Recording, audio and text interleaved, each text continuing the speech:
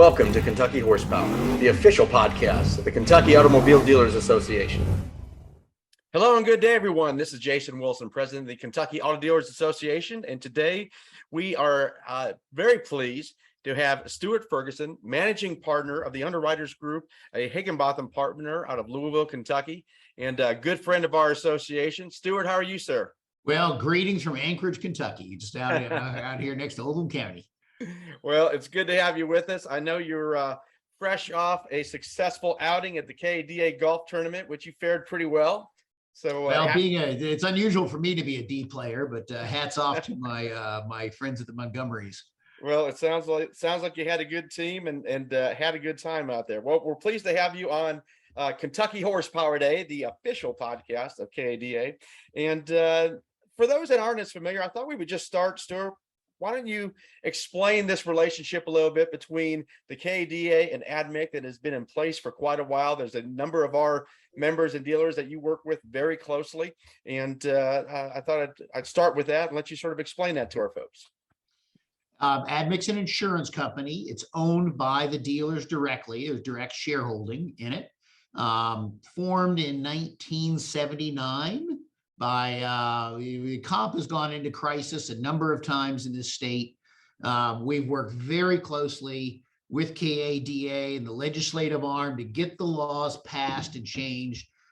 The dealers have the unique legislative grassroots profile. Everybody's got that dealer in their district. You know, generally somebody that gives money and they pay attention. That mattered when we were going through comp reform. We would have the technical side to say, write these words in this sentence and it'll have this effect. Then turn that over to the lobbyists, the state chamber, KADA and others to carry the water and get that passed. And that's had material effects on our comp claims and in the payouts that have been happening. Yeah. I will just say, our board is Bob Hook Jr., Kevin Collins, Bill Conway Heaton, Dutch Ishmael, Bob Kane, and I'll think of our other good member, Mike Sanderson, who used to be the CFO at Swope, gives us some excellent financial guidance as well. Excellent. Well, it is an important partnership, and frankly, it's one of those things that, to your point, it's why it's so important that our dealer body remain and continue to be engaged and involved with our legislators, so we can continue to build these relationships. Because at the end of the day, that's what carries legislation a lot of times that we're able to move forward with and really benefit our organization. So we appreciate the partnership. I know the dealers that are involved and engaged with you through ADMIC take it very seriously and spend time ensuring that this program continues to thrive and move forward for the dealers of Kentucky. So we thank you for that partnership. Lots going on these last couple of years, obviously. So that's quite the basic segue, obviously. But let's talk a little bit about why return to work is important. Would like to get your thoughts on that. This is real important, Jason. There's multipliers that if you don't return to the same job, your benefits double. If you don't return to work, they triple. Wow. And now we can have people, if they're offered return to work and don't accept it, then you can end temporary total disability benefits. Okay. So it's an incentive to get people back to work. And people that come back to work, rather than sitting on the couch watching lawyer ads, generally have higher return to work and successful outcomes post-injury and in treatment. So sure.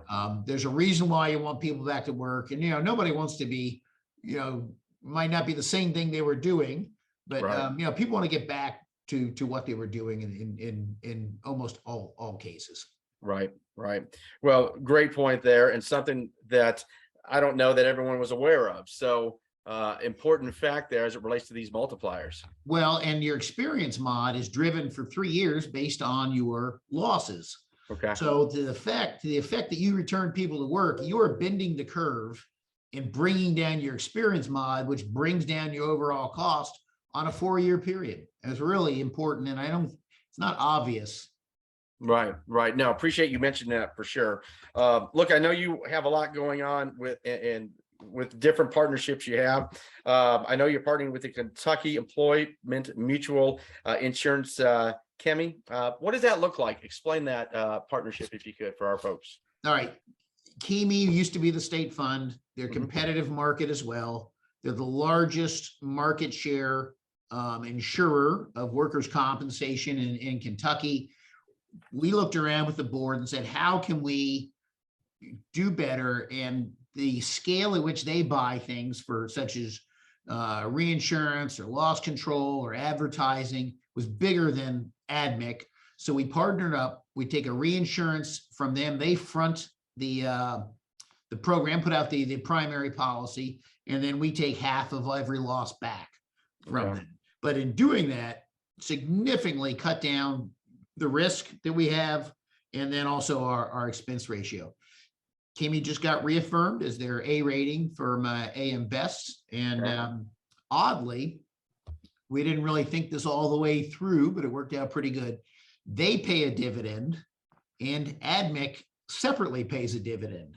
So we're getting double dividends for our members that are participating in ADMIC, which is really significant. I mean, into the 20% plus 30% reduction on people's, ultimate spend on their comp. Wow. So it is, needless to say, it is a great time to get involved with ADMIC if you're not already, as you all have really a nice, solid partnership that's brought some additional benefits, to your point, to the dealers that are involved and work with this program. So very positive development there, obviously. I want to say, we also support monetarily KADA. The dealers say, look, it's a soft way if we're running this thing profitably. Put some money in to keep the operating costs down at the state association.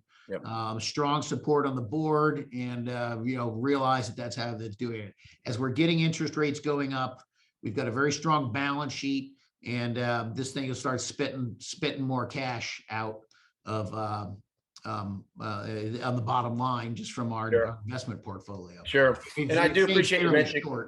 I do appreciate you mentioning that. I mean, look, for the folks that are watching, when we talk about these partnerships that we have, these preferred partnerships, the things that we do and are able to do on behalf of the dealers and our communication efforts and everything else simply can't happen without these sort of partnerships. For example, Stuart's organization is always involved in our outings and events, to include the upcoming district meetings, which I'd encourage you all to register for if you haven't already. We are going to be talking about many things legislatively that will be of interest to you there. So just a plug for the upcoming district meetings that I know you guys will be involved with, Stuart. We appreciate your all's participation to help us put on a nice and informative event.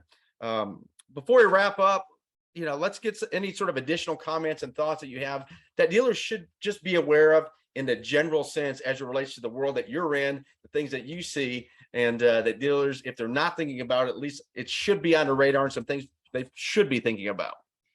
I'll throw out one just as on cyber insurance. Okay. Sure. Yeah. Really important. So a lot of people will say, I outsource it, I go to the cloud. There's a thing called dependent business interruption. So let's say one day the Amazon Web Services gets hacked or gets taken down.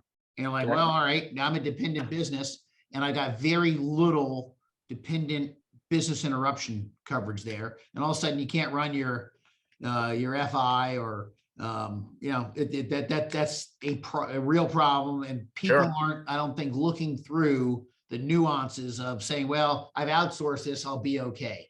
Right.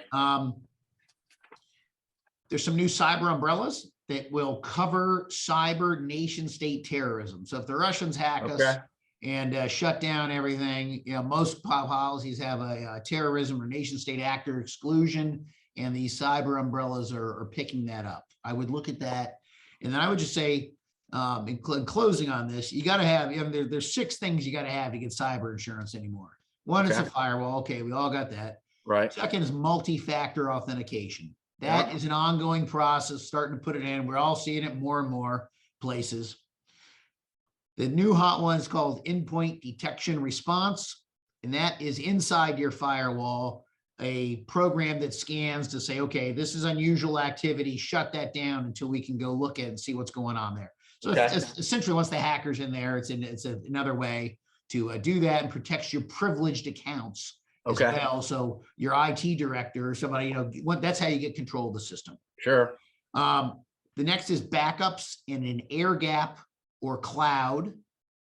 An air gap means you're just physically taking a tape or something off, that there's not a wire connected between the backups and your other systems. And I would say probably 95% of the stuff we see, they've gotten into the backup files too.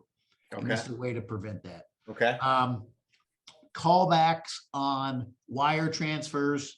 Yeah. That's kind of basic 101 anymore, but you know what? It still happens. Still happens. Yeah. And then 6 is some training program that goes along for your employees every, quarter, 6 months, to say, okay, do you recognize that this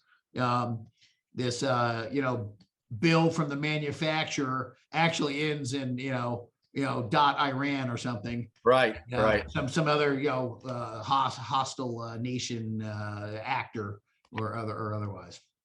Yeah. For our members, either listening to the podcast or watching, you may recall, those that attended our annual convention in Florida, we had a former FBI agent speak to this very subject.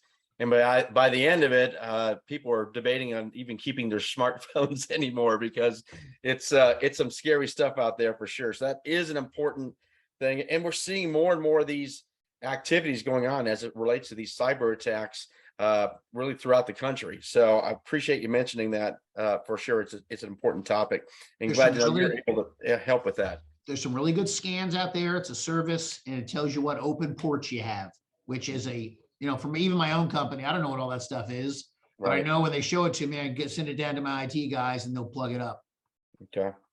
Well, good. All good information. Before we wrap, Stuart, is there anything else you want to touch on or share with our folks today? This legislative process, so important. Don't forget to give to Cadet. It matters. And be sure to support Cadet this year. Well, thank you. And Stuart Ferguson, Managing Partner, Underwriters Group at Higginbotham. Thank you so much for being with us. We appreciate your time, your support, the partnership. It's really important, folks. And as I always say to our members, do what you can to support the people that support us. They put their hearts into it. They mean what they say. They do what they say they're going to do. These are quality people that we bring to you, and I'm happy to be in a partnership with you, Stuart, and thank you very much for your time. Thank you. Look for John Forsman, Dina Hauk, JP Lepping, and myself. Very good. We'll have their contact information provided with this email. And thanks again, everybody. This will conclude this edition of Kentucky Horsepower. Till next time, we'll see you down the road.